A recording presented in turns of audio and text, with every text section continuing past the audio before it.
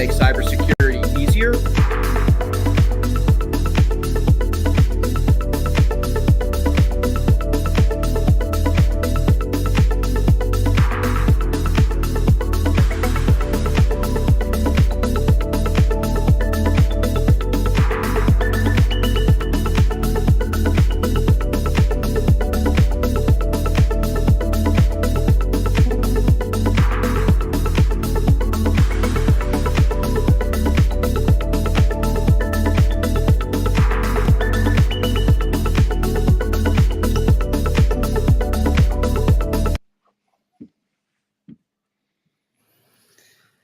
Welcome back to another episode of the MSP Cyber Roundtable.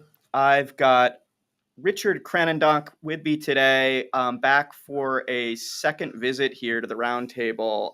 We have, I don't know if exciting is the right label to use, but we have I'm excited because I always get excited about new standards, which is ridiculous. But we we have a new European cybersecurity standard, and this time it's a real cybersecurity standard. I think there's a lot of misconception out there that GDPR was about security, and it really was not. But we can talk more about that in a few minutes. Richard, how's your day going here? I got birds out my window. What's going on? I'm in an isolated booth. Okay. I'm considered a danger for national security, so I have to stay inside this booth while doing this interview. No, it's great. It's like 3 p.m. here, and I'm having coffee. So what's not to like? Yeah, and I was just telling Richard, he says I'm going to go for a glass of water, and then I hear all these sounds, and I'm like, that sounds like an espresso machine, and I'm thinking I need to upgrade my office. You should. Anyway. It's a lot of fun drinking espresso all day. So I actually recently was the beneficiary of a new espresso machine in my house, and it's actually cut down on my coffee intake because I drink American coffee, but strong. I make it strong. But what happens is I make a full pot of it, which is it's an 8-cup pop. They're and by cup I mean they're the 5-ounce cups. And my wife drinks 1 cup, and then I would drink the whole pot. So now that I have an espresso machine, I just make my double whatever, my long black, my Americano, whatever I make, and then I don't feel the need to finish an entire pot of coffee, which all sorts of benefits there.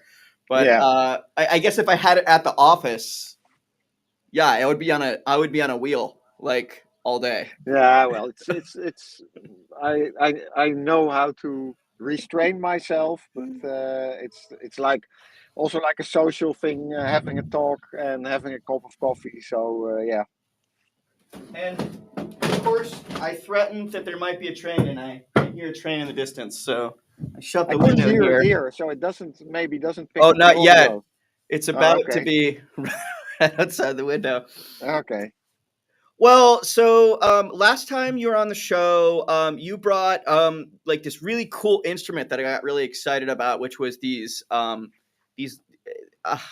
they weren't lean canvases, right? They were cyber canvases, which was really cool because I over the last 10 years I've adopted all the lean canvases into my life. It actually surrounds me whenever I have a hard strategic problem to solve in my business.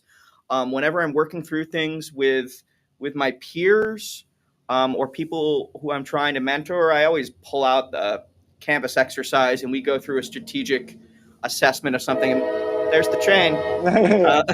Anyway, so when I ran across your cyber canvases, I thought to myself, well, I'm a cyber guy. How come that had never occurred to me?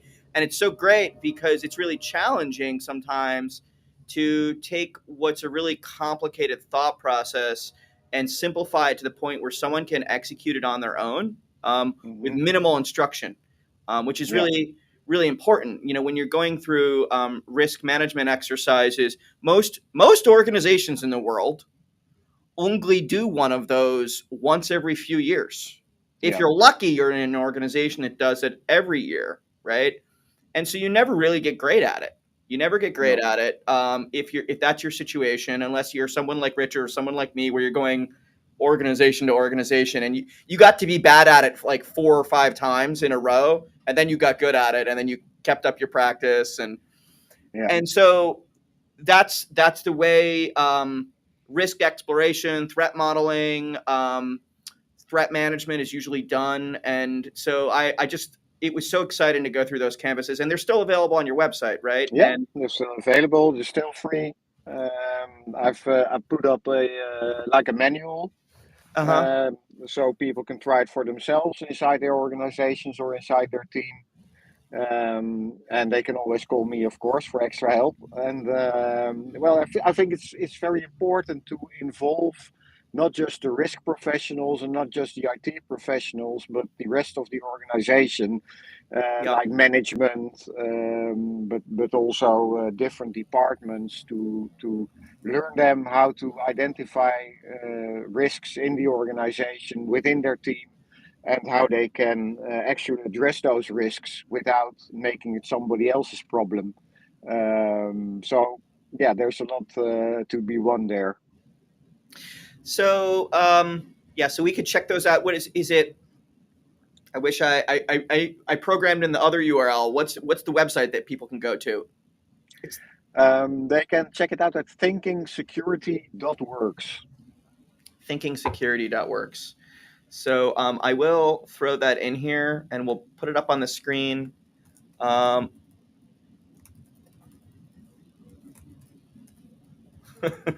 this is great timing, right in the middle of the recording. Uh, Here it is. Here. Um, so Yes, that's if you that's want to it. go get the that's if you want to go get the canvases. Yeah. Now, before we wander into the land of uh, I guess it's a little political at this point. The NIS2 update, right? Because the backstory here is there was a NIS1, right? There was an Hmm. NIS1. Um, I had heard of it, but there was never that much excitement around enforcement, compliance. I think some of that is timing, right? Hmm. We're in a Yeah, different world in certainly. 2025, right? Yeah, Then certainly. and when did NIS one come to us? Are we is that part of the? Should we jump into slides, or is this still backstory? No, I have it in slides, but that's mainly so I can have my own facts right because it's um, the original NIS1 was from 2016. It was adopted in Okay. 2016. So that's almost 10 years ago, and we're living in a totally different world now. It's like when I discuss cyber risks with clients in the SME space. If I brought up the topic of Russian state actors 10 years ago, they would have laughed. They would Yeah. have told me I should watch less James Bond movies and get real, because and now we're in a world where it's not exotic anymore when I say that state actors from a foreign state might um, ransom your total application landscape, your total IT landscape in the following weeks. It's become a reasonable threat, and that's also, I think, why the NIS2 has got more attention because the NIS2 is very much about resilience, about keeping critical infrastructures alive and kicking under situations of stress. Yeah, what I remember from this one, and I didn't read it end to end, but what I remember was reading far enough into it to say, oh, there's not enough here that's very clear, specific, or comprehensive enough for it to really be used as a driving force for cyber agendas. And so I was pretty dismissive. Um, Hmm. there wasn't there wasn't a lot of requirements. Where there were requirements, they were like really super vague. Um, does that Hmm. does that sound right? I know there's been a challenge over the last 20 years of what's government's going to do about computer security, internet security, cybersecurity, right? What are they going to do about this? Hmm. information security space. And in the beginning of that 20-year span, they wrote these super specific laws, right, that got outdated really quickly. Hmm. And everyone, like, sort of, the professionals in the industry sort of shook their fists and said, stop giving Yeah. us guidance. Yeah. And then it was hands off. And like, really, the threat space exploded over the last 10 years. And so Hmm. legislators around the world got more involved. And I think that what's happening in NIS2 is part of a generation of regulatory change in the whole planet, where we're looking Hmm. at the legislator's job is to set the bar for the uh, how far are we supposed to reach? Like, what's the due care obligation, right? What's the outcome supposed to be? And Hmm. still leave it to the professionals to figure out how to do that. But with that, tell me about this timeline here, because we're right in the space of where businesses for the first time need to start thinking about this, but it didn't just start this year, right? No, no. It's been, as you can see in the slide, entered into force in January 2023. But it's still, how this works is the regulation at European level sets a framework for national lawmakers to fill in the details. Mm-hmm. And so that's what's happening here. The local or the national governments were supposed to have legislation in place by last October, but of course they didn't make the deadline because that's how it works. And we're still in a position where we're actually still waiting for national laws, and we already have some examples that are very detailed, like in Belgium, one of our smallest countries. They are actually the best in class at this moment, and where other countries like Germany and France, to name the two biggest ones, are still not very clear, at least by my knowledge of what is expected in detail. But we know in broad strokes that it's about risk management, and it's about choosing the right measures that go with the risks. We know there's an important part for business continuity planning, and also about reporting incidents within a very short time frame, and lots of communication, so that also across boundaries, so that we can do cross boundary coordination of defenses against attacks. So I read the original guidelines that states are supposed to use to create law, Yeah. and I guess part of me can't wait to see how that gets implemented. Are we going to have standards that are going to be easy for security professionals to use as leverage to get agenda done? Like, that would be what I would look for. Um, Hmm. but I worry that either it'll be too vague to be useful, or it'll be so specific that it will become dated quickly. And there's a lot of energy, there's legislative energy to write this, but if they get it wrong, or even if they get it right and then it becomes dated in 5 years, right, or 3 years, will there be legislative energy required to update it, or is it going to end up being like dinosaur legislation? I Yeah. always worry about that kind of stuff at moments like Yeah. these. So it's like Yeah. this. I'm waiting to unwrap this gift and, like, see what's in the box. Yeah. I don't. Yeah. I don't. So you're touching two important points here. That's leverage, and outdated requirements. An important change here is, in terms of leverage, that the management of organizations can be held personally responsible for non-compliance, and that's a new thing. And that's what worries. Worries the boards of companies here in Europe, because now it's not something that you can just like buy off, but you can actually uh, lose your boat over this, as a person, as a I, director. I Yeah. I love that. I love that requirement.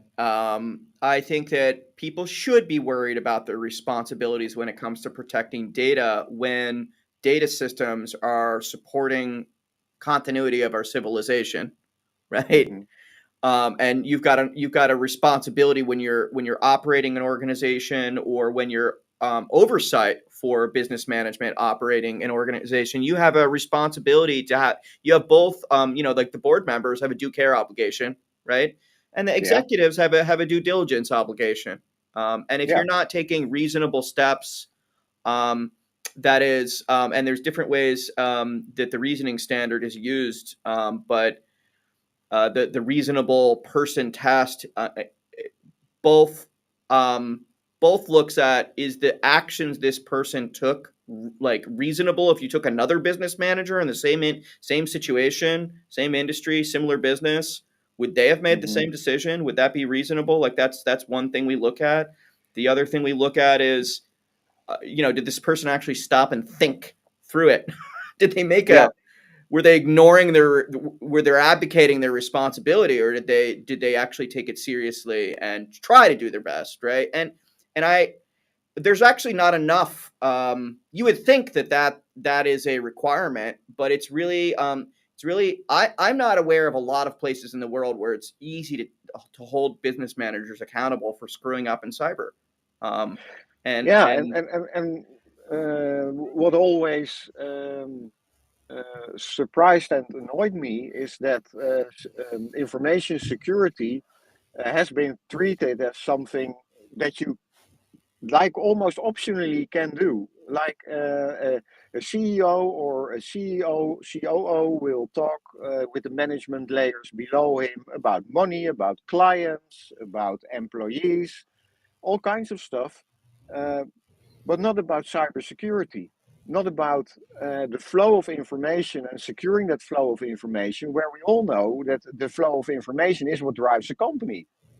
yeah, yeah. Together, of course, with people and product, but they focus on product, they focus on people, but not on the information that's processed to deliver services, and that's and I hope that's more becoming more integrated now because of the accountability put on management.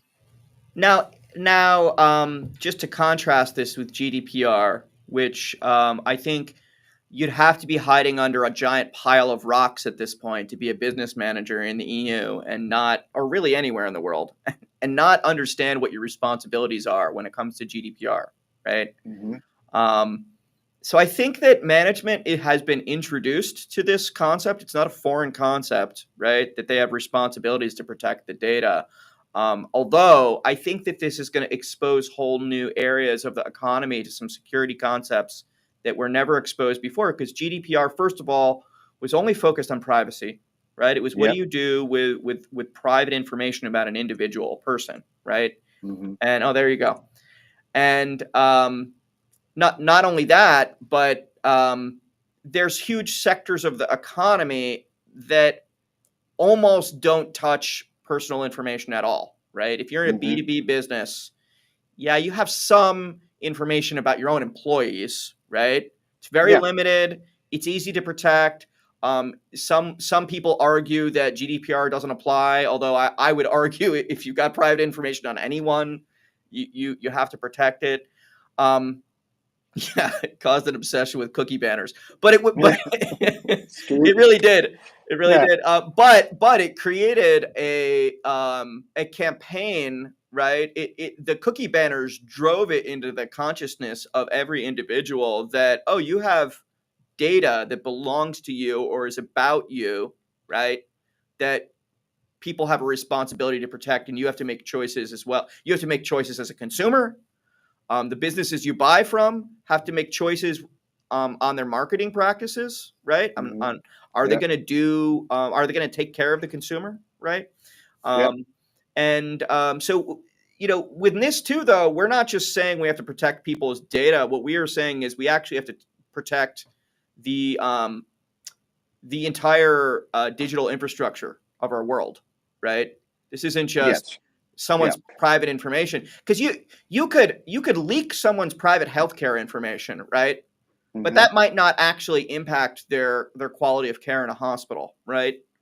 And people might feel bad that their data is out there and it could actually create problems for their life, but it probably won't change the encounter in the hospital. But if that system in the hospital fails, they can die, right? Yeah, yeah, And GDPR has nothing in it to protect people's safety, right, around no, digital systems, and so that's where NIS2 is going to come in. It's going to keep both in situations like that where safety is involved, but really it's anytime we have a structural um, reliance on digital systems, right? There's going to be a requirement for business yeah, managers to yeah, do what they need to do. take for instance a company that provides infrastructure for electrical power. So they won't have very much personal data because their clients are all business to business. They're all large companies, and of course they have employees, but uh, within this frame it's not that important. But they have to see that this infrastructure is safe and can continue to do what it does. And one of the vulnerabilities that might arise is through the data they need to run the electricity network, the digital means, all the machines, that the boxes that contain logic and probably an internet connection. They have to see that that remains safe to deliver the electricity, the power, so that homes can be heated and all stuff can happen with water supplies, etc., etc. So this is actually about infrastructure, and because well, this focuses on data security, of course, but the end goal is to keep the critical infrastructure resilient. Well, we had a really tactile example of this, and I don't want to be throwing conspiracy theories out there, but the Iberian grid went down a couple weeks Hmm. ago, right? Yeah, And by the way, it does not take a cyber attack to knock down the Iberian grid, but there were digital systems, right? That the yeah, resiliency was really not as high as it should have been, right? no, And one could argue that if they had done a better job of cyber resilience in that infrastructure, right, that the systems may not have been as fragile as they were. And it's actually amazing that our grid systems are as reliable as they are because they're yeah, incredibly complex. It's a lot more complex than people think. Like how do I power that appliance I plug into the wall is super complex. Um, the grid operations, but it wouldn't take much for a cyber attacker to topple these. They're like castles of cards. Our electrical yeah, grids, right? yeah, They're really easy to tilt over, and yeah. that it's I mean, we've certainly been seeing that in the Ukraine, right, where they can barely keep the lights on sometimes, right, where they've got Hmm. digital attacks, and we really need to learn from them from the perspective of how they're protecting their infrastructure and make sure that the rest of our infrastructure um, outside the war zone, so to speak, is as protected as they've driven it to be. So Yeah, there are a lot of vulnerabilities in that kind of infrastructure. Also, like bridges and how do you call it? Water locks, which is important for me in the Netherlands because we live below sea level in most parts of the countries. And these have been built historically by electrical and mechanical engineers, and they are not that focused on cyber risks. So it's almost like they buy boxes and these are pre-configured and they hook them up to the internet and they don't really think about basic stuff like resetting factory password. That's changing, of course, because those companies are also learning and have been learning in the past decades about this stuff. But it's still a weak point in infrastructure. And I love the term Iberical grid. It's the first time I heard it. It sounds like a very expensive crusty ham. And, and I have well, as I I have one slide that goes well with the Iberical grid. Let me see where I have this. This is the French term for the NIS2. Yeah. Le loi relatif à la résilience des infrastructures critiques. So let nobody tell you that cybersecurity isn't sexy after this one. And it just really looks like a mouthful, I gotta say. Um, Yeah. so this is going to be causing some changes. In terms of enforcement timelines, is there any coordination among member states? We're probably looking at enforcement over the next couple of years, I imagine, coming into enforcement calendar, right? Yeah, I can't predict anything about how that's going to roll. If we look at the GDPR, there was a very weird um, mixture of really small stuff getting into the news, and then really, really massive big stuff with the likes of Google and Facebook and um, some national authorities still weren't in line about um, lawful grounds for processing personal data. Mm-hmm. But on the whole, I would say that what we saw with the GDPR is that it's not meant to target small and medium-sized enterprises that just want to run their business in a normal, reasonable, respectful way. It was targeted and is still enforced on companies which lawfully and structurally misuse personal data for their gains, and well, that's I think that's how it should be. And I don't know how it's going to roll out with NIS2. It's kind of a different animal because this is about critical infrastructures and organizations that operate within that space, um, Well, which that's have, I have a yeah, question about that, Richard. So yeah, here in every country has their own way of designating critical infrastructure, um, yeah, and they there's even levels of criticality, right? There's hmm, levels of criticality. What do you consider critical? And during COVID, I think the whole world reassessed what is critical, right? And there was a yeah, lot of expansion globally, where we said, oh, these were critical, and then people realized, well, we can't not have that, we can't not have that, we can't not have that, or hmm. civilization can't continue.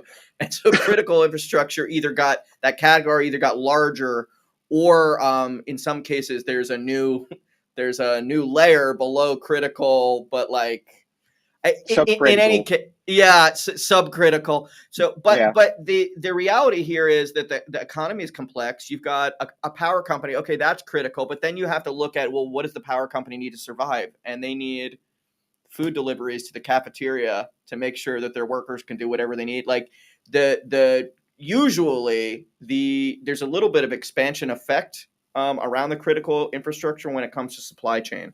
Um, yeah. That's also and an important thing here. Yeah. And so, that's where it will probably touch our markets because I don't have large corporate clients in critical spaces, but I do have clients that supply to those yep, yep, companies. And um, just to expand a little bit, the NIS2, there's three elements to the scope of NIS2. That's are you in a critical or important sector? Um, the second one is size, and the third one is geographical location. So we can I can pull up some slides on that later on. Um, and then there's the important part of the supply chain responsibility. So even if you are not located in the EU, but you want to target clients in the EU or have clients in the EU that are within that critical or important space, then your clients will demand of you that you follow the same kind of security regime which they have to follow. yep. So that's usually the way security standards work, right? Which Yeah, is right. Yeah. in the supply chain, you have to comply with the standard just because you're supporting that business to even be considered Hmm. for a contract, right? Yeah. And that's probably in the mid market. If you're not in critical infrastructure, that's how you're going to hear about NIS2 is your clients are saying you need to be compliant. Now, um, we could dig into the requirements more specifically, but in terms of preparing for this, what is the pathway? I mean, the laws haven't been written, but if we're on track for ISO 27K and we're following that guidance, right, we're basically Hmm. headed the right direction already, right? And if Yeah. people haven't, if people have been avoiding ISO 27K because they thought that was for big businesses, I've got news for you. That was true 10 or 15 years ago. ISO 27K is not even the most difficult cybersecurity standard in 2025. It is moderate difficulty. I'm not even. I'm tempted to maybe even water it down from moderate because there's standards that I look at that have hundreds and hundreds of requirements and very strict assessment regimens. And really, I think that what we're going to be seeing with things like NIS2 is the ISO, which is a very specific actual technical standard, right? ISO Hmm. 27K is actually going to be pushed down market into smaller organizations and even Yeah. sometimes small businesses. Yes, Um, that's true. I've actually helped a two-man company get ISO 27 certified because yeah, they were and not offering surprised. services to no. Yeah. And luckily, if we look at the NIS2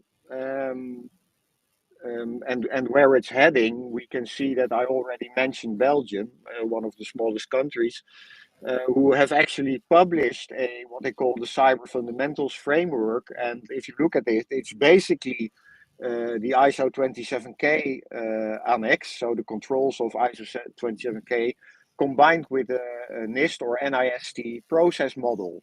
So if you look at more or less mature companies, and they already have a lot of that stuff in place. Hmm. A lot of my clients in helping them getting a certification, a lot of the work involves just show me what you got already, and we'll put it in the right format. And a lot of your activities that you're already doing on a daily basis or on a monthly basis, let's write that down in a sort of specific form and call it a policy. And that's most of the work.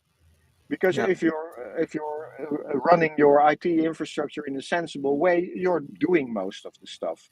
And ISO or the NIS2 won't be asking that much different stuff of you as a company.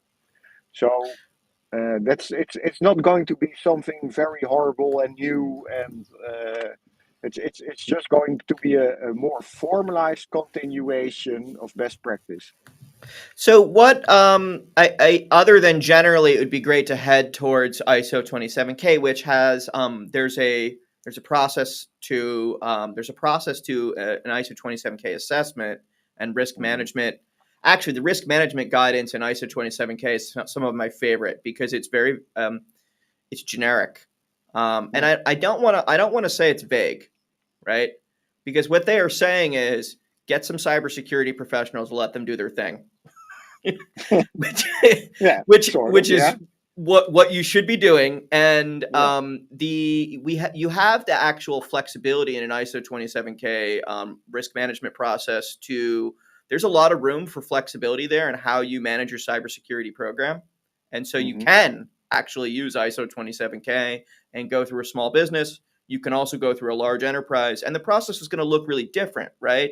But you're using Yeah. the same dictionary, so to speak, to document and talk about what you're doing, and that's what ISO 27K is really for. It's a language to talk about cyber, right? Yeah. And we're going to continue to use that language under NIS2. We're as security professionals mostly not going to let the legislators dictate to us how we configure a firewall technically. Like how do we do No. the things technically? Is that's what security standards are for, and we're going to continue to use those. What NIS2 is saying is you have to reach this far, right? If you're in this designated sector. Are Yeah. there some important or interesting parts of the requirements that you want to highlight of NIS2 because I looked at it and it said, "Oh, great, this is all good stuff," but I think none of it was new to me. No. But where do you think for the organizations it's targeting, what do you think's new to them? Um, Accountability, mostly accountability of top management. Yeah. That's going to be the most important. And for the rest of it, well, you can see the list here. That's not. I'm not going to talk you through every point of it, but it's basically risk analysis and business continuity and supply chain Hmm. security, and the rest is nothing exotic or nothing we in this space aren't already doing. Yeah. Well, I think as a security professional, I look at that list and I say, "Oh, this is all the good stuff," right? But Hmm. when I go into an actual organization that thinks they're secure, I do see areas where they fail, right? Pretty typically, right? Incident handling, incident management in general is Yeah, way weaker in the world than it needs to be. So that's going to definitely need to be an area people need to focus on. I think while people can always do a better job of business continuity, most organizations have been playing that game for decades, right? yeah. And they haven't. If they haven't gotten good at that at this point, having gone through COVID and having gone through 20 years of insurance requirements, I don't think NIS2 is going to be the thing to push them into better business continuity. But Well, I have to correct myself a little bit about what I said just now, because it's not we in the IT services space may have been doing this already, but if I look at one of my clients, which is uh, a smaller company delivering, producing food additives, they are mhm, now coming into scope because the food chain is one of the critical yeah, sectors under NIS2. So where their security measures were mainly asking their network provider to configure a firewall, it's now they now realize that they have to be really diligent about their own cybersecurity, and that they have to be aware at management level of what's going on there and have to do regular risk assessments. So there's a lot of new companies going to come into scope of mhm. these cybersecurity requirements that weren't didn't feel themselves they were it was important enough to um, talk about at management level. Well, I'm happy if that gets raised up to the level it needs to be. Um, uh, I think supply chain security is something that's pretty weak in most organizations that I go into, even where they think it's strong. I look at the practices and I say, yeah, I mean, I don't think that these controls are effective, is my typical oversight of supply chain security. Yeah, And so I think people are going to struggle there a little bit. So we're going to see a lot more emphasis on third party risk. And that's really going to be the thing that's going to drive it in small and medium businesses, right? They're going to be it is. forced Yeah, to do yeah, their own cyber things because yeah, of that. and The make suppliers less lazy, to be honest, because I see a lot of companies where they think they have an SLA with their security provider, and it's just a catalog of Microsoft services. And if I ask them, well, what's the delivery? How do you know that they're up to par with what they're delivering? Well, I don't know. Yeah, It's just we got a signed contract here, and they don't monitor anything. They don't understand what's in the contract. So yeah, which and is which is not unusual if no, management has not um, appointed someone the responsibility of creating a process there, right? And so, if there's not a supply chain security process in the critical infrastructure organization, there will be one, right? And then that's going to push on the vendors. And the yeah, vendors, if they haven't been thinking about cyber, guess what? Now they have to, and they can't just. They're going to have to evidence it, right? Because that's Yeah. one of the things about supply chain security is you're not just calling your vendor up and saying, "Are you secure?" and they give you a big old thumbs up. Like that's Yeah. not gonna be, that's not gonna do it. I think we're doing pretty good in cryptography. Certainly, we want to stop bad practices, but the world's sort of headed the right direction there. I'm going to say cyber hygiene, though. There are areas of cyber hygiene that we've gotten pretty good at over the last few years as a world. We've Hmm. gotten pretty good at patching. Um, Yeah. um, we've even gotten reasonably good at segmentation because a lot of things have firewalls enabled by default. But you know, I look at best practice in cyber hygiene, you know, which is it's not one thing or it's a much longer list than what you have there. I realize the limitations of a one liner. Um, Hmm. Yeah. there's a lot of things you need to do to just keep your infrastructure clean so that Yeah. you know it's really the cheapest way to protect yourself in cyber, right, is to do the basic hygiene because it's a list of things you need to do, and if you do them well it's very low cost to eliminate most of your cybersecurity risk.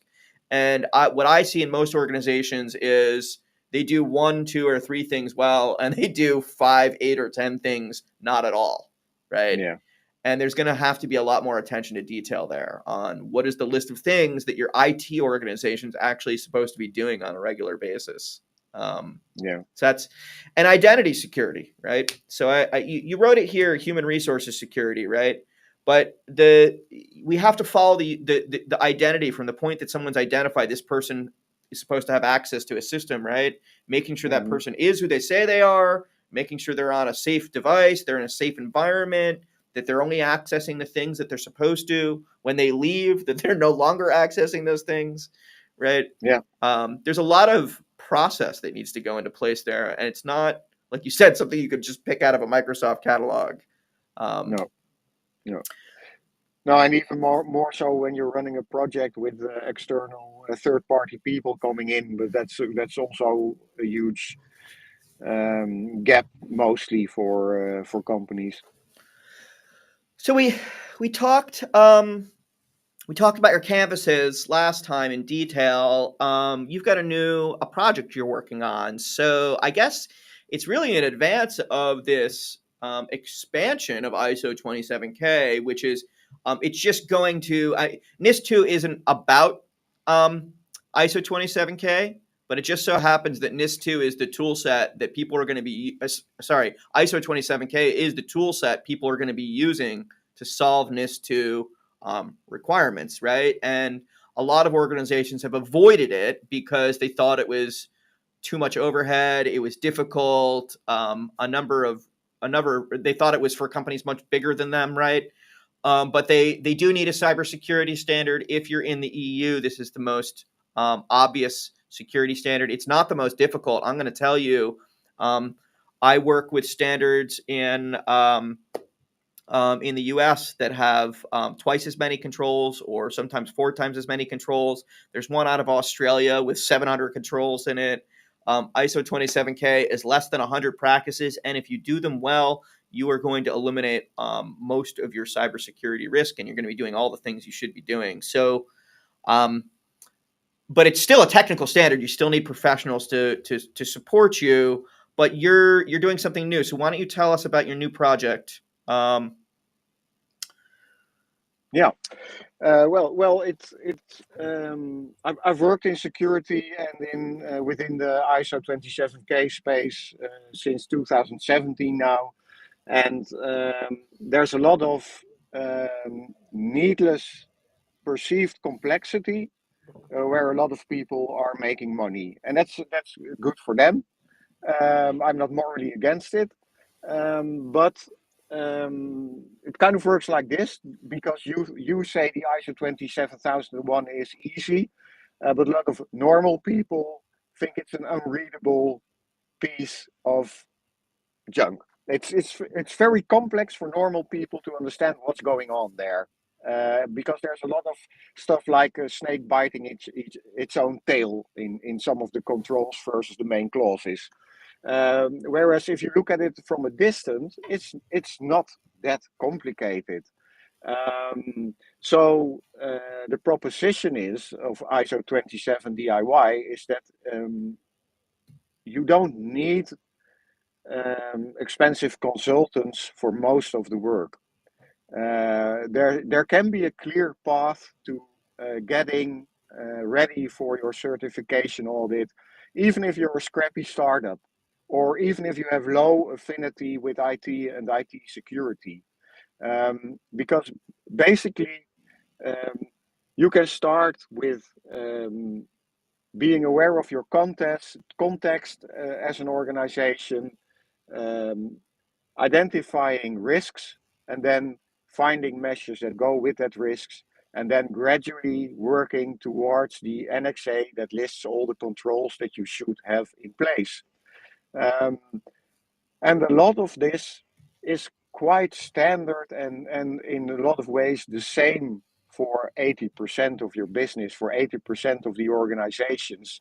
I always say there's only so many ways to run a shoe store. So if you're a shoe store, I can with real with confidence, I can predict what kind of processes you have in place and what kind of departments you will have or what kind of teams you will have. And working from that, you can make reasonable predictions about what your policies should look like on certain aspects of information security. This is not rocket science. So let's stop pretending that it's rocket science, where it needs a lot of very expensive professionals, and just hand people the right support and the right resources to get ready for this preparation, for this certification.